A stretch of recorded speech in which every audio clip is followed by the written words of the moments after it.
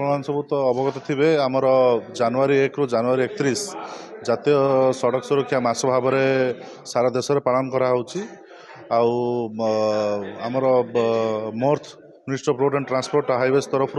सबू स्टेट को निर्देशनामा होई मसरे विभिन्न अवेयरनेस प्रोग्राम आउ रोड सेफ्टी रो जो वार्ता नहीं आम विभिन्न जगार प्रोग्राम करुचु क्रम आज आम आंचलिक कार्यालय परिवहन कार्यालय गोटे रक्तदान शिविर आयोजन कराई विभिन्न वॉलंटियर्स माने आसिकी रक्तदान करुँच आम सीआरपीएफ भाई आम ऑफिशियल स्टाफ ड्राइवर भाई माने सब आसिकी रक्तदान करुँच रक्तदान जो मूल्य रक्त देला कहीं आमर तो एक्सीडेंट फैटालिटीज होची माने जो ब्लड डोनेशन कैंप से सहायता कर रोड विक्टिम को एक्सीडेंट पर आंचलिक परिवहन अधिकारी नुआपड़ा आमर एठी आज 13 तारीख रे जातीय सड़क सुरक्षा मास उपलक्षे रक्तदान शिविर नुआपड़ा आरटीओ ऑफिस रे अनुष्ठित होउची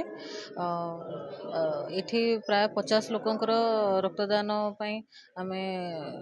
प्लान करिछु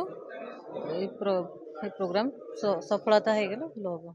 हाँ बेआईन गाड़ी चालक मानक मोटरयान आईन अनुसार दंड विधान व्यवस्था रही जदि किसी कौन गाड़ी मालिक ओभरलोडिंग नौकरी बाली हो कि कौन मिनराल्स ओभरलोडिंग नौकरी ओभरलोडिंग फाइन करी डिटेक्ट होन्य किसी मटेरियल्स नेले जदि अंडरलोड भी अच्छे कवर करके नियंतु जमती से मिनराल्स की सैंड रास्ता उपर पड़ी